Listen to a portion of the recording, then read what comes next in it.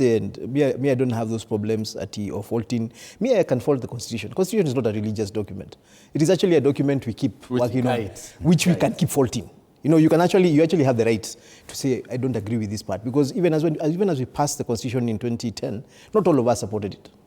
So you feel the provision, especially Article 37, because that's what we're basing the discussion on, that no. Right? I don't feel that. I feel it can be improved.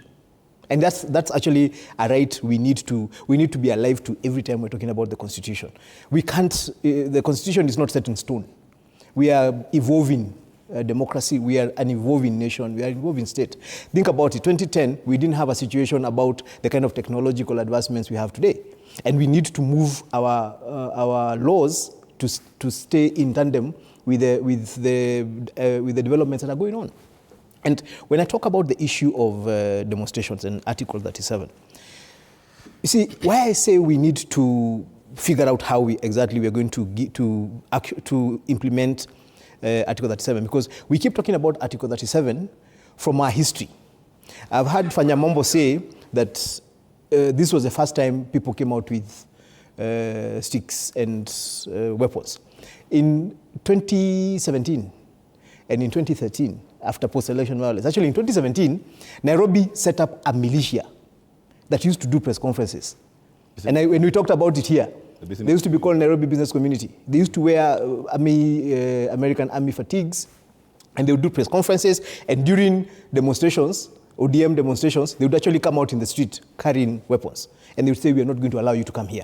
So that lacuna that has been there for the last 10 years is something we need to talk about. And it keeps coming back. And Fanyamombo has actually talked about the fears of Sabasaba. And they are very legitimate. In Nyeri, this last election, I'll not talk about the gentleman by name, but there's a gentleman whose business got invaded last year and burnt down. This particular time, he actually had an entire group of people he had mobilized to protect his business. Right? Mm-hmm. Why? Because he felt, as you guys demonstrate out there, the last time you guys demonstrated, you came and burnt my business. I'm not going to allow that to happen again. And then you ask the question you're asking, who is responsible for protecting these non-demonstrators? It is the police. The question is, what law are they implementing to protect non-demonstrators? And this is where we're talking about the lacuna in law. There's currently no provision to protect public property? Because right now, our weight is on the demonstrators. We believe that the demonstrator has every right to come and blockade an entire street. And if I have an office in that building and I start trying to insist and the police need to create for me a path to go into that building, then the police is interfering with the demonstrator. That is how we are operating today. If I am, like now when the police put barricades, I remember when Raila had called for demonstrations immediately after this last election. And they shut down Nairobi, right? They closed down Nairobi to stop Raila from getting into town with the demonstrators. They didn't just stop Raila from getting into town. They stopped anybody with a vehicle from getting into town.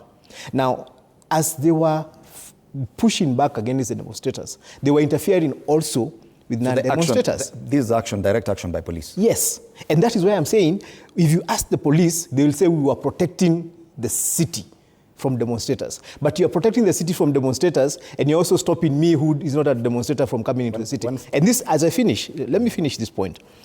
Why we must sit and talk about a law. And now, the problem is that we're not getting carried away with Esther Passari's law. That's a law that, you see, that's a proposal. That's what I'm saying. We're getting carried away. It's an opportunity, because remember, once you propose a law, it can be changed completely from your proposal.